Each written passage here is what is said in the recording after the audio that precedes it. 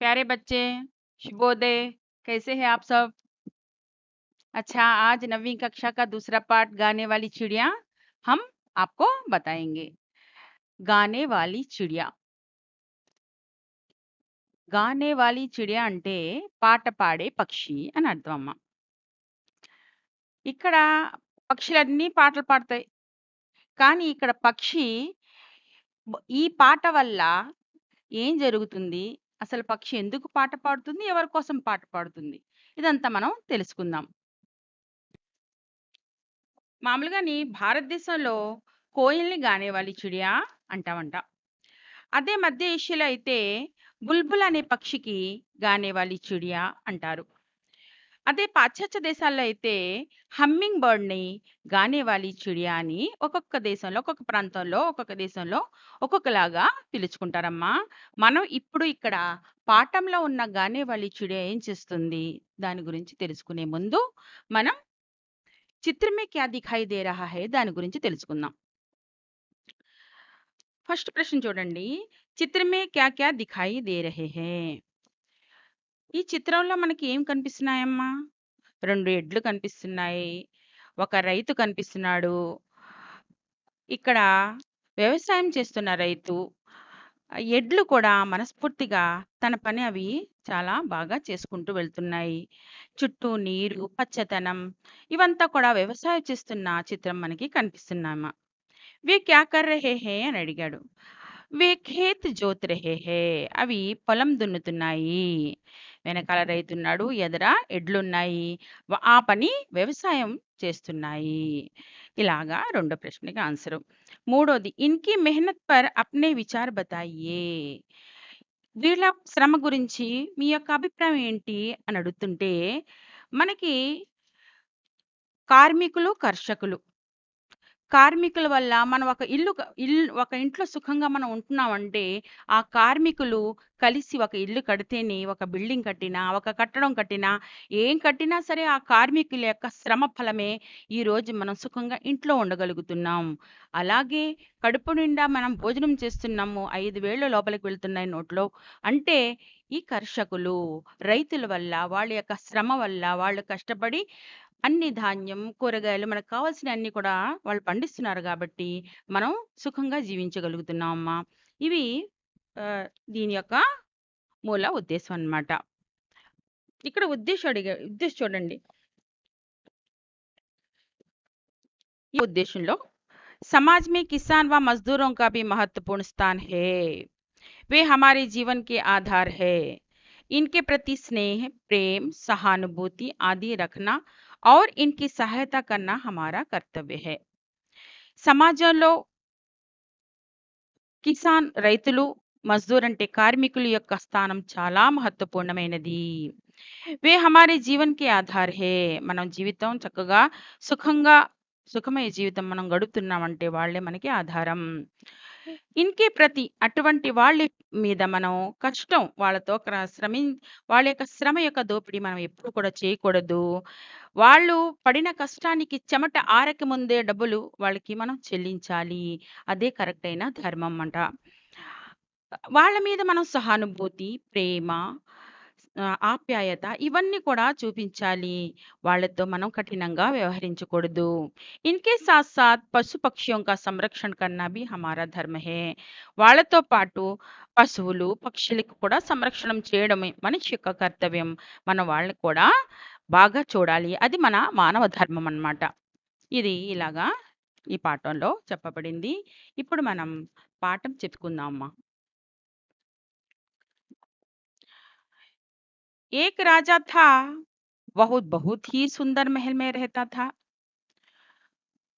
పాఠం చెప్పే ముందు అమ్మ, పిల్లలు మీరందరూ కూడా ఒక నోట్సు, పెన్ను రెడీ చేసుకొని ఉంచుకోండి. మధ్య మధ్యలో అర్థాలొస్తాయి. మనం దానికి మీనింగ్స్ ఇంగ్లీష్‌లో కూడా, తెలుగులో కూడా చెప్పుకుందాం. రాజా అంటే కింగ్, ఒక రాజు. అనగనగా ఒక ఊర్లో ఒక రాజుగారు ఉండేవారు అని ఒక కథ చెప్పుకుంటాం చూడండి అలాగా. వో బహుత్ హీ సుందర్ మెహల్ మే రెహతా థా. అతను చాలా అందమైన మెహల్ అంటే సుందర్ అంటే బ్యూటిఫుల్ అందమైన, మహల్ అంటే ప్యాలెస్ అన్నమాట. ఒక మహల్‌లో అతను భవనంలో ఉండేవాడు. ఉసే అప్నే మెహల్ పర్ బహుత్ గర్వ్ థా. నేను చాలా అందమైన ఈ యొక్క భవనం కట్టుకున్నాను. నేను చాలా అందమైన భవనంలో ఉంటున్నానన్న గర్వం అతనికి ఎప్పుడూ ఉండేది. సంసార్ కే కోనే కోనే సే యాత్రి మహల్ దేఖనే ఆతే థే. ఈ యొక్క కట్టడం చాలా అందంగా ఉంది గాబట్టి, ప్రపంచ మొత్తం దే సంసార్‌కే కోనే కోనే మే అన్నాడు. ప్రపంచ నలుమూలల నుంచి యాత్రి అంటే టూరిస్టులు మహల్ దేఖనే ఆతే థే. ఆ మహల్ చాలా బాగా రాజుగారు కట్టారు అని చూడ్డానికి వచ్చేవారంట. यात्रियों ने अपने यात्रा वर्णन में महल की सुंदरता के बारे में कई बातें लिखी. ఈ వచ్చిన యాత్రులందరూ కూడా ఈ యొక్క భవనం చాలా అందంగా ఉంది. ఈ మెహల్ చాలా అందంగా ఉంది అని చెప్పేసి వాళ్ళక్కడ ఒక టూరిస్ట్‌లు వచ్చి వాళ్ళ అభిప్రాయం రాయడానికి ఒక నోట్స్ అక్కడ పెట్టుబడి ఉండేది. వాళ్ళు రాసారమ్మ. ఉన్హోనే ఏ గానే వాలీ చిడియా కే బారే మే భీ లిఖా థా.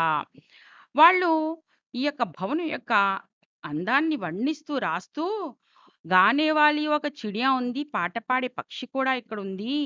చాలా బాగా పాట పాడుతుంది అని చెప్పేసి వాళ్ళు రాశారనమాట. वह चिड़िया महल के पास जंगल में रहती थी और बहुत मधुर स्वर में गाती थी.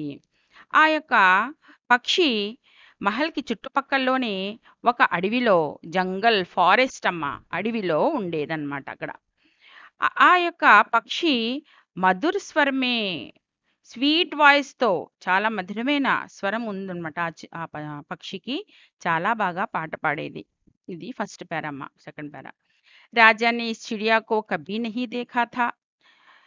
రాజుగారి యాత్రావర్ణనలో అందరూ కూడా రాయడం విన్నాడే గాని ఎప్పుడు కూడా కళ్ళతో చూడలేదు. यात्रियों द्वारा लिखे गए यात्रा वर्णन पढ़ने से राजा को चिड़िया के बारे में पता चला. ఈ యొక్క యాత్రా వర్ణనలో రాశారు కాబట్టి యాత్రికులు ఈ యొక్క చిడియా గురించి రాజుగారికి తెలిసింది పక్షి గురించి. రాజాని ఉస్ చిడియాకు దేఖనా చాహా. రాజుగారి మనసులో ఎలాగైనా ఆ యొక్క పక్షిని నేను చూడాలి. इसलिए अपने सेवकों को बुलाकर कहा, तुम लोगों ने कभी मुझे गाने वाली चिड़िया के विषय में नहीं बताया. ఈ సేవకులందరినీ పిలిపించారు సైనికులందరినీ కూడా. ఏమయ్యా మీరెప్పుడు కూడా ఈ గానేవాలి చిడియా పాట పాడే పక్షి గురించి ఎప్పుడు కూడా నాకు చెప్పలేదేంటి? అని అడిగాడు. జావో జంగల్ సే ఉస్ చిడియా కో పకడ్ లావో. మై ఉస్కా గానా సుననా చాహతా హూ. మీరందరూ కూడా జంగల్ దగ్గరికి వెళ్లి, ఫారెస్ట్ దగ్గరికి వెళ్లి వెతకండి. ఆ చిడియాని పట్టుకొని తీసుకురండి. పకడ్నా అంటే క్యాచ్ అన్నమాట. మై ఉస్కా గానా సున్నా చాహతా హూ. నేను ఆ పాట పాడే పక్షి యొక్క పాట వినాలనుకుంటున్నాను. మీరు తక్షణమే వెళ్లి ఎక్కడుందో పట్టుకొని రండి అని చెప్పేసి ఆజ్ఞాపించేశాడు రాజు. రాజా కే సేవకో నే భీ ఉస్ చిడియా కో కభీ నహీ దేఖా థా. రాజుగారు చెప్పేదాకా ఆ రాజుగారి సేవకులకు కూడా ఆ యొక్క చిడియా ఎక్కడుంటుందో, ఎలా ఉంటుందో ఏమి ఎప్పుడు కూడా చూడలేదు వాళ్ళు కూడా. और ना ही पूरे दरबार में कोई इस विषय के बारे में कुछ जानता था. ఆ సైనికులే కాకుండా, ఈ రాజుగారే కాకుండా, ఈ చుట్టుపక్కల దర్బార్‌లో ఉన్న వాళ్ళందరూ కూడా ఎవ్వరు కూడా చూడలేదంట అసల. జాననా అంటే నోయింగ్ అన్నమాట. నో. చిడియా కో ఢూంढने సైనిక్ జంగల్ మే గయే. ఆ పాట పాడే ఆ యొక్క పక్షిని పట్టుకోవడానికి వాళ్ళందరూ కూడా సైనికులు బయలుదేరారు. ఢూంढते ढूंढते उन्हें एक लड़की मिली. వెతుకుతున్నారు. అక్కడ పక్షి కనిపించలేదు గానీ, ఒక అమ్మాయి మాత్రం కనిపించింది. జిస్‌నే జిస్‌నే చిడియా కో గాతే హుయే దేఖా థా. ఆ అమ్మాయిని అడిగితే, అమ్మాయి చెప్పింది పాట పాడుతూ చూసిన అమ్మాయి మాట అమ్మాయి. गाने वाली चिड़िया का नाम लेते ही वह बोली, हाँ हाँ मैं जानती हूँ उस गाने वाली चिड़िया को. పాట పాడే పక్షిని నువ్వు చూసావా అని అడిగిన వెంటనే ఆ అమ్మాయి, అవునవును నేను చూశాను. ఆ పక్షి చాలా బాగా పాట పాడుతుంది. ఓహ్! వాహ్! కితనే మధుర స్వర్ మే గాతి హై. ఆహా! ఎంత మధుర స్వరంలో పాడుతుందనుకుంటున్నారు. జబ్ మై యహాं से काम समाप्त करके संध्या समय घर लौटती हूँ तो वह मुझे रास्ते भर अपना मीठा मीठा गाना सुनाती है. నేను వచ్చి ఇక్కడ కష్టపడి నా పొలం పనులంతా కూడా చేసి చేసి వెళ్ళిపోతున్నప్పుడు నా యొక్క పక్కపక్కనే వచ్చి నాకు బాగా మంచి మధురమైన పాట వినిపిస్తుంది. इससे मेरी सारी थकान दूर हो जाती है. ఇక్కడ ఏం చెప్తుంది అమ్మాయి? ఆ పాట వినడం వల్ల నేను ఎంత పని చేసినా సరే, నా అలసట థకాన్ అంటే అలసట, టైర్డీనెస్ అది దూరం అయిపోతుంది. సైనికోं के अनुरोध पर लड़की ने चिड़िया को आवाज़ दी. వాళ్ళు సైనికులు "అమ్మ మాకొకసారి ఆ పాట పాడి చిలకని పిలవమ్మా" అనేసి వాళ్ళు రిక్వెస్ట్ చేశారు గాబట్టి అనురోధ్ కర్నా అంటే రిక్వెస్ట్ చేశారు వాళ్ళు. అప్పుడు ఈ అమ్మాయి ఏమందంటే చూడండి. "మేరీ छोटी सुंदर चिड़िया हमारे राजा तुम्हारे मधुर संगीत सुनना चाहते हैं। क्या तुम्हें उन्हें अपना गाना सुनाओगी?" ఓ నా చోటి సుందర చిడియ చిన్న అందమైన ఓ పక్షి హమారే రాజా తుమ్హారా మధుర్ సంగీత్ సున్నా చాతే హే మన రాజుగారు నీ యొక్క మధురమైన పాట వినాలని సంగీతం వినాలని అనుకుంటున్నారు క్యా తుమ్హే ఉన్హే అప్నా గానా సునాओगी నువ్వు రాజుగారికి నీ పాట వినిపిస్తావా అని అడుగుతుంది लड़की की बातें सुनकर चिड़िया बोली मेरा संगीत तो इन हरे भरे जंगलों खेतों में अच्छा लगता है फिर भी मैं राजा को अपना गाना अवश्य सुनाऊंगी వెంటనే ఆ యొక్క పక్షి ఏం చెప్పిందంటే నా యొక్క ఈ పాట ఈ సంగీతం ఈ యొక్క పచ్చ పచ్చని పొలాల్లోనే బాగుంటుంది కదా ఈ ఖేతమే అచ్చా లగ్తా హై ఈ యొక్క పొలాల్లో నే అందంగా ఉంటుంది పోన్లే రాజుగారు అడిగారు కాబట్టి నేను నా పాట తప్పకుండా వినిపిస్తాను అని చెప్పింది अगले दिन दरबार लगा हुआ था लड़की सहित सभी उपस्थित थे तभी उड़ती हुई चिड़िया वहां आई और अपनी मधुर स्वर मधुर आवाज में गाने लगी అక్కడ అగలే దిన్ అంటే రెండో రోజు ఆ అమ్మాయి కూడా వచ్చింది అక్కడ అడవిలో ఉన్న ఆ ఫారెస్ట్ లో ఉన్న అమ్మాయి కూడా వచ్చింది అందరూ కూర్చుని ఉన్నారు ఇంతలో గానే వాలి చిడియా ఆ పక్షి రానే వచ్చేసింది ఆవాజ్ మే లగి గానే లగి చక్కగా మధురమైన స్వరంలో ఆ యొక్క చిలక పాడుతుంది ఉస్కా గానా సున్కర్ సభీ ముగ్ధ్ హో గయే అందరూ కూడా దర్బార్లో ఉన్న రాజుగారు మొత్తం దర్బార్లో కొలువు తీరున్న అందరూ కూడా మంత్రముగ్ధులైపోయారమ్మా చాలా ఇంప్రెస్ అయ్యారు రాజాకి ఆంఖం మే తో ఖుషీ సే ఆంసూ ఆగే ఇంకా రాజుగారి యొక్క సంతోషం అయితే ఇంకా వర్ణనాతీతం అన్నమాట ఎంతో సంతోషపడిపోయి ఆంఖోమే ఖుషీకి ఆన్సు ఆగే సంతోషంతో కళ్ళమట కన్నీరు కూడా వచ్చేసాయంట ఖుషీకి ఆన్సు అనివి వే బోలే ప్యారీ చిడియా తుమ్ యహీ హమారే పాస్ రహో రాజుగారు వెంటనే ఏం చెప్పారు ఓ యొక్క మధురమైన ఓ ప్యారీ చిడియా ఆ తుమ్ యహీ హమారే పాస్ రహో నువ్వు మా దగ్గరే ఉండవా జో తుమ్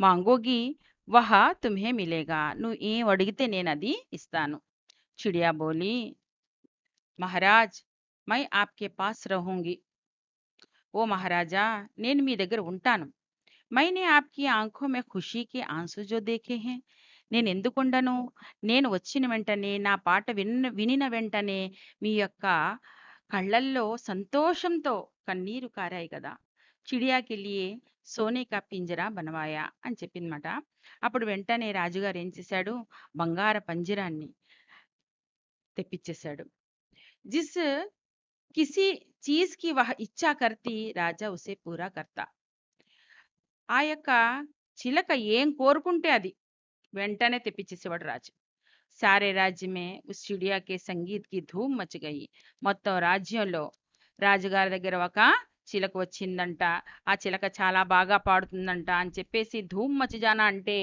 మొత్తం కూడా పాపులర్ అయిపోయింది అనమాట నలువైపులా కూడా ఆ యొక్క చిలక ఏక్ దిన్ చిడియా కో ఖేతో మే మెహనత్ కర్నే వాలే కిసానో కి యాద్ ఆయి ఒకరోజు సడన్ గా ఆ చిలకకి ఖేతో మే మెహనత్ కర్నే వాలే పొలాల్లో కష్టపడుతున్న రైతులు జ్ఞాపకొచ్చారు కిసాను అంటే ఫార్మర్స్ అమ్మ రైతులు వాళ్ళు జ్ఞాపకం వచ్చేసారు ఆ యొక్క చిలకకి ఉన్ సబ్నే ఉన్ సబ్సే మిల్నే వహా ఖేతోం కి ఓర్ నికల్ పడి వాళ్ళందరితో కలవడానికి అది ఆ ఖేతోం కే ఓర్ అంటే పొలాలెమ్మట బయలుదేరిపోయింది జబ్ రాజా కో చిడియా దిఖాయి నహీ दी तो वह దుఃఖీ హువా ఔర్ అస్వస్థ హో గయా. ఎప్పుడైతే పంజరంలోంచి చిలక బయటికి వెళ్ళిపోయిందో, ఆ పంజరం ఖాళీగా కనిపించిందో, రాజుగారు అనారోగ్యం వచ్చేసింది రాజుగారికి. చాలా దుఃఖపడిపోయాడతను. సారీ ప్రజా రాజాకి అస్వస్థత కే బారే మే చింతిత్ థే. మొత్తం ప్రజలందరూ కూడా రాజుగారేంటి ఇలా అనారోగ్యం పాలైపోయారు అని చెప్పేసి అస్వస్థత అంటే సిక్‌నెస్ అమ్మా రాసుకోండి. అది చాలా బాధపడుతున్నారు ప్రజలందరూ కూడా. సభీ సోచనే లగే కి రాజాకో కైసే బచాలే. ఇప్పుడు మనం రాజుగారిని కాపాడుకోవాలంటే ఎలా కాపాడుకోవాలి అని చెప్పేసి అందరికీ ఒక వ్యధ వచ్చేసింది మనసులో. ఏక్ దిన్ రాజా నే కమ్జోర్ ఆవాజ్ మే కహా సంగీత్ సంగీత్. ఒక రోజంట రాజుగారు ఇంకా అస్వస్థ పాలైపోయాడు కదా! చాలా నీరసమైన స్వరంలో ఏమి తినట్లేదన్నమాట ఇంక రాజుగారు ఇక్కడ. ఆ! చాలా నీరసమైన స్వరంలో నేను సంగీతం వినాలి, సంగీతం అన్నాడంట. చిడియా కా గానా సునవాఓ. ఆ యొక్క చిలక యొక్క పాట నాకు వినిపించండి అన్నాడు. సభీ దర్బారీ సోచనే లగే కి చిడియా కో కైసే బులాయెం. మనం ఆ పక్షిని ఎలా పిలవాలి అని చెప్పేసి ఈ దర్బార్‌లో ఉన్న వాళ్ళందరూ కూడా మీటింగ్ వేసుకున్నారు. సమావేశం అయ్యారు. తబీ ఉన్హోనే మధుర సంగీత్ సునాయి దియా. వీళ్ళు ఇలా ఆలోచించుకుంటా ఉన్నారే అంతలోకి మధురమైన సంగీతం వినిపించింది. వే సబ్ ఆవాజ్ కి ఓర్ దేఖ్నే లగే. ఆ యొక్క పాట పాడే పక్షిని అందరూ కూడా చూస్తున్నారు. చిడియా అప్ని మధుర ఆవాజ్ మే గా రహీ థీ. చాలా మధురమైన స్వీట్ వాయిస్‌లో పాడుతుంది. యా దేఖ్తే హీ సబ్‌కి జాన్ మే జాన్ ఆ గయి. ఆ చిలకని చూసిన వెంటనే, ఆ పక్షిని చూసిన వెంటనే అందరి ప్రాణంలో ప్రాణం వచ్చినట్టు అయ్యిందంట. జాన్ మే జానా జానా ఇది కూడా ఒక ముహావరా అమ్మ. किसानों के द्वारा चिड़िया ने राजा की अस्वस्थता के बारे में सुन लिया था. ఇక్కడ రాజుగారి కిసానోంకే ద్వారా అన్నాడు. అక్కడ రైతులంట పొలంలో పని చేసుకుంటూ రాజుగారు పాపం అస్వస్థ పాలైపోయారు. అనారోగ్యం వచ్చేసింది రాజుగారికి. అతనేమో సంగీత్ అంటున్నాడు అని చెప్పేసి తెలుసుకుందును. తురంత్ వహ రాజాకు అప్నా సంగీత్ సునానే ఆ పహుంచి. ఆహా! రాజుగారికి నా అవసరం వచ్చింది అని చెప్పేసి వెంటనే రాజుగారి దగ్గరికి వచ్చేసిందనమాట. సంగీతం వినిపించడానికి. జైసే జైసే వా గానా గాతి వైసే వైసే రాజాకి అస్వస్థత దూర్ హోతి. ఎలా ఎలా పాట పాడడం ఆమె మొదలెట్టిందో చిలక అలా అలాగా రాజుగారి యొక్క అనారోగ్యం పూర్తిగా తగ్గిపోయింది. ధీరే ధీరే రాజా స్వస్థ హోగయే. మెల్లిమెల్లిగా రాజు ధీరే ధీరే అంటే స్లోలీ అమ్మ స్లోలీ రాజుగారు చక్కగా ఆరోగ్యవంతుడు అయిపోయాడు. వే చిడియా సే బోలే ప్యారీ చిడియా. ఓ ప్రియమైన నా యొక్క చిలక మేరే పాస్ లౌటావో. నా దగ్గర మళ్ళీ తిరిగి వచ్చేయమ్మా అన్నాడు. మై తుమ్హే హమేషా రాజ్మహల్ మే రఖూంగా. నువ్వు ఎక్కడికి వెళ్ళొద్దు, నువ్వు అస్తమానం ఇక్కడే ఉండాలి, నేను నీకు ఈ రాజమహల్లోనే ఉంచుతాను. चिड़िया बोली नहीं महाराज, मुझे अपना संगीत मेहनत करने वालों को भी सुनाना है. వెంటనే ఏముందో చూడండి ఇక్కడ చిలక. నహీ మహారాజ్, లేదు మహారాజ్, ముझे अपना సంగీత్ మెహనత్ కర్నే వాలోं को भी सुनाना है. నా యొక్క సంగీతము కష్టపడే వాళ్ళందరికీ కూడా వినిపించాలి. మై హర్ దిన్ యహా ఆऊंगी, आपको भी अपना సంగీత్ సునాऊंगी. మీరేం బాధపడొద్దు మహారాజా, నేను కూడా మీకోసం నేను ప్రతిరోజు ఇక్కడికి వస్తాను. ఇక్కడ కూడా నా పాట మధురమైన పాట మీకు వినిపిస్తాను. తర్వాత నేను అక్కడ కూడా వెళ్ళాలి. ఆ యొక్క పొలాల్లో కూడా నేను వెళ్ళాలి. ఆప్‌కో భీ అప్నా సంగీత్ సునాऊंगी అన్నది. चिड़िया की बातों ने राजा पर गहरा असर डाला. राजा ने कहा, वाह! तुम महान हो चिड़िया. तुम मजदूरों और किसानों के लिए राजमहल का सुख त्याग सकती हो तो क्या मैं उनके लिए कुछ नहीं कर सकता.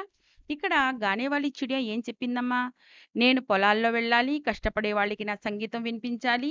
వాళ్ళు వాళ్ళ కష్టం మైమరిచిపోతూ వాళ్ళ యొక్క కష్టాన్ని నేను దూరం చేస్తూ, వాళ్ళలో సంతోషం నింపుతూ, వాళ్ళకి నేను చక్కగా వాళ్ళ యొక్క శ్రమ తెలియకుండా వాళ్ళు కష్టపడుతున్నారు గాబట్టి, అక్కడ నా సంగీతం చాలా అవసరం అని చెప్పింది. అప్పుడు రాజుగారు చాలా సంతోషపడి ఏం చెప్తున్నాడు, "నువ్వు వాళ్ళ కోసం అంత ఆలోచిస్తున్నావు కదా! ఎవరి కోసం? అక్కడ పొలాల్లో కష్టపడే వాళ్ళ కోసం, వాళ్ళ కోసం, కిసాన్ కోసం, కార్మికులకి, కర్షకులకి అందరి కోసం నువ్వు ఆలోచిస్తున్నావు. అది ఎలాగ నేను రాజమహల్‌లో నీకు ఉంచి ప్రతి సుఖం నీకు నేను కల్పిస్తానన్నా సరే, ఇక్కడ సుఖాన్ని కూడా నువ్వు త్యాగం చేసేసి, వాళ్ళ గురించి నువ్వు ఆలోచిస్తున్నావు కదా! నువ్వు చాలా మహానువ నా యొక్క దృష్టిలో చాలా మహాన్ అయిపోయావు నువ్వు. చిడియా బోలి, क्यों नहीं महाराज, मजदूरों और किसानों के बारे में सोचना और उनकी सहायता करना हमारा कर्तव्य है, क्योंकि वे हमारे सुखदाता और अन्नदाता है. అవును మహారాజా, నేను ఎందుకంటే వాళ్ళకి మనం హెల్ప్ చేయాలి. ఎలాగే నా యొక్క పాట విని వాళ్ళ యొక్క శ్రమ, వాళ్ళకి శ్రమ తెలియకుండా వాళ్ళ యొక్క కష్టం పడుతున్నారు. నేను చెయ్యాలి వాళ్ళ కోసం. నేను అది పాట నేను పాడాలి. అలాగే ఇంకేమంటుంది ఇక్కడ, వే హమారే సుఖదాత ఔర్ అన్నదాత హే. వాళ్ళ కోసం మనం ఇది కూడా చేయలేమా? వాళ్ళు కష్టపడితేనే కదా మనం సుఖాన్ని పొందుతున్నాం. వాళ్ళు కష్టపడితేనే కదా మనం అన్నం తింటున్నాం గాబట్టి, మనం వాళ్ళ కోసం ఆలోచించాలి మహారాజా అని కనువిప్పు కలుగుతుంది. అప్పటినుంచి రాజు కూడా వాళ్ళ గురించి, కార్మికుల గురించి, కర్షకుల గురించి, పేద ప్రజల గురించి కూడా బాగా ఆలోచించి వాళ్ళందరినీ కూడా ఆదుకొని సుభిక్షమైన సామ్రాజ్యంగా అతను స్థాపించుకుంటాడమ్మా. ఇంత చక్కటి ఇది ఒక 'గానే వాలీ చిడియా' ఇక్కడ ఈ పాఠంలో పాట ఎందుకు పాడుతుంది అని మొదలెట్టాం గదా! ఇది కార్మికుల కోసం, కర్షకుల కోసం, రైతుల కోసం, అందరి కోసం ఇలాగా ఒక ఈ చిడియా ద్వారా, ఈ పక్షి ద్వారా పాడటం చాలా మంచిగా మనకి కష్టపడే కార్మికుల కోసం అమ్మా ఈ పాట. ఈ యొక్క పక్షి పాడే పాట వాళ్ళ కోసం పాడింది. మనం కూడా మన యొక్క చుట్టుపక్కల ఎవరైనా కష్టపడుతున్నా, కార్మికులున్నా, రైతులున్నా, ఎవరైనా సరే వాళ్ళ యొక్క శ్రమని మనం దోపిడీ ఎప్పుడు కూడా చేయకూడదమ్మా. మనం వాళ్ళకి తగిన ఫలితం కంటే ఎక్కువగానే ఇవ్వాలి గానీ, తక్కువ కూడా ఎప్పుడు చేయకూడదని చెప్పేసి, ఈ యొక్క భావి భారత పౌరులు మీరు ఈ యొక్క మీ అందరికీ కూడా ఇది చాలా ఉపయోగపడుతుంది. మీ యొక్క దృష్టిలో ఇలాంటి సందర్భం వస్తే మీరు వాళ్ళకి ఆదుకోండి. చక్కగా ఉండండి. ఈ యొక్క పాఠం మీరు విన్నారు కదమ్మా! ఈ పాఠం మీరు లైక్ చేయండి, షేర్ చేయండి, సబ్స్క్రైబ్ చేయండమ్మా.